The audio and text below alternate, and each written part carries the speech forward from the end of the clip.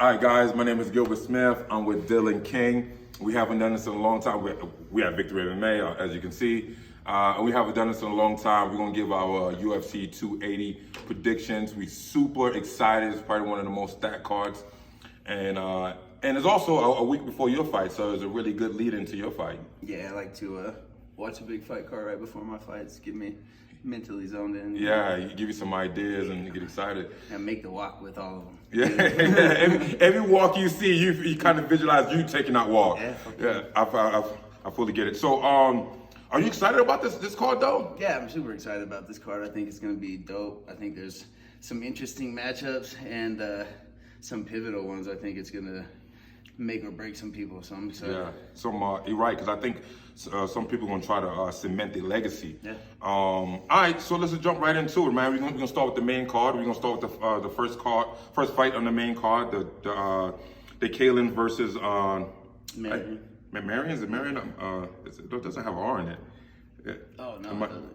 Manon, right? I'm going to keep it pretty simple. I don't know too much about these ladies. I know they're tough, though. I know Chookagian. Yeah. She fought Valentina. Yeah, she fought for the title, remember? Yeah, and then she lost, but then she beat Valentina's sister, dominated her. Yeah. So she kind of in a weird spot. I think if she wins this, she'll probably have to have another fight against a top contender, and maybe those two will fight. Whoever wins fights Valentina. I think she's on a 3 to 4 fight win streak. So, she's on a win streak, so she's right there. So one more win will probably get her in the title contention. I'm actually gonna go with her because I think she got way more experience. She got 22 fights, and the other girl only got 10. Yeah, but this girl, she trains in everything. She's judo, kickboxing, Muay Thai. She's a beast. She has a lot of experience outside the UFC, from what I've heard. Yeah, outside of MMA. Yeah. But okay.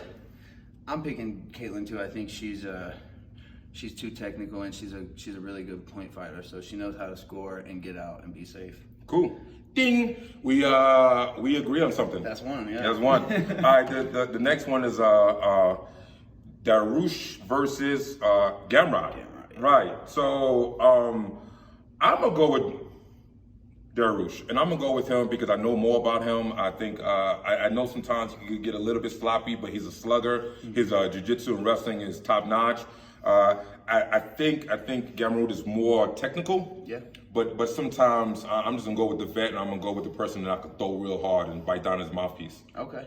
Well, then I'm gonna go ahead and go the other way on this one. Boo! I think Benil's good and he's tough and he's smart, but he's been around a long time and he's taken a lot of damage in some of his fights. So I'm gonna go with the young guy who's on his way up, who I think is technical and strong and fast. Man, you know what? They both got very similar records. They both got 21 wins. Obviously, Gamrot only got 1 loss. Yeah, and he's coming off a pretty big win in his last one. So yeah, I'm excited to see that one. I think either way, it's gonna be a good fight. Yeah, and I think it sets that person up for not the next title shot, but pretty close. Right.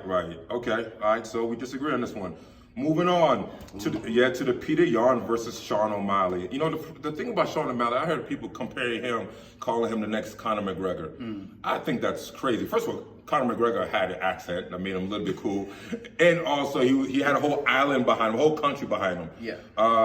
Sean O'Malley just got pink hair. So in some ways he looked like a pink poodle, but Peter Yan, I'm gonna go with him. The only problem I have with this fight is that if he starts slow, Sean O'Malley could steal the fight. Yeah, I think I hear this one. It seems pretty mixed. It seems like some people think Jan's gonna dominate Sean, and then some people think Sean's gonna outpoint him. Yeah.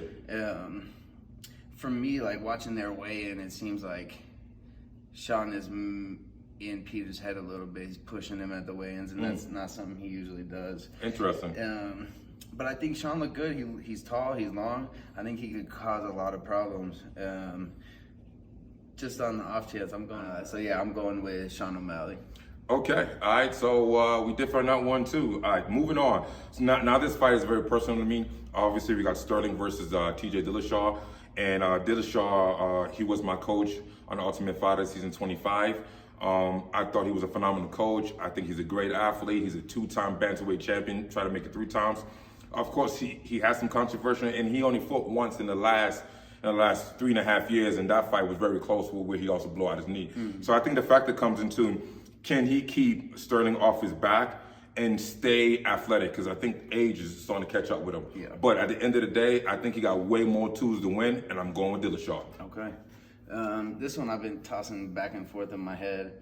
I've watched TJ for a long time. I've tried to steal things from him as I go, and I think he is much more dangerous of an opponent than Sterling is. Sterling's good at what he does, but TJ has so many weapons, hands, feet, and he's got good grappling. People are like, it seems like people are forgetting that he got into this game because of wrestling. Uriah pulled him from the mats and put him in the gym, and so I don't think it's gonna be as easy as people think it is for Sterling to get him down.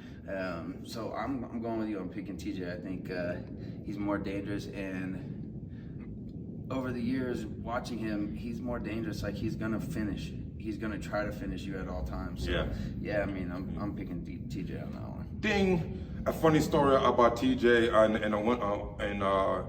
and just to piggyback on what you were saying, I think there's a difference between D1 wrestling and D3 wrestling. Being a D2 wrestler myself, I could tell you the difference. But so I definitely think he's going to show him another level of grappling. But on the Ultimate Fighter, they brought in a TV, and we was able to watch some fights. And one of the fights was Sterling fighting. And the funny thing about it, TJ said, "Watch him. The only thing he can do is just kick. He just gonna kick and kick." And I remember that fight. He fought the Brazilian who just fought last weekend. I forgot his name. But anyway, that's all he did was kick. He was so predictable, and TJ called it. So TJ been watching him for a very long time. So I think he can be very well prepared. Okay, all right. Last one. Moving on to the main event, the fight that everybody's been talking about: Islam versus Charles, the real champ. And it's pretty simple for me. Charles, I've been a fan of him since day one. I love his jiu-jitsu, but his striking is like pinpoint. He is strong, he is long, he got all the skills. I just think I think he's gonna finish him. I honestly feel like he's gonna finish him quick. I think that's a really valid point. Everybody keeps talking about Islam's his grappling, but they're forgetting that he's going up against the most dangerous submission artist in the game. And it's not like he's one of those guys who just has to be on top to finish. Yeah. He doesn't care. You can be on the feet, he can take your back, he can be on his back, it doesn't matter. So I'm picking Charles. I think he's too dangerous in every position. I feel like in the stand-up, he's better, he's sharper. On the mat, maybe he doesn't have the top control, but he submits you on top, or when you're on top. So I'm picking Charles. I think that makes the most sense. I don't think Islam is as good as everybody's making him out to be. The question I have: Islam lose? Does Khabib comes back? No. I hope he does. I hope he does, but I just think he's done. Dude's fucking 200 pounds now. He's not that big. I mean, he could be that big, but he could cut the weight. He's been that big before. All right, so to run it down, the first fight, we both agreed that Caden's gonna win. The second fight, we disagree. You got I got Mateus Gamrot. Yeah, and I got the other guy. I got Peter Yan for the next fight. You got Sean O'Malley. Chookagian. I got TJ Dillashaw. You also got TJ Dillashaw, and we both got Charles "Dude" Bronx Oliveira to win the lightweight championship. Undisputed. And by the way, this is brought to you by Sheaf. Hard work, dedication.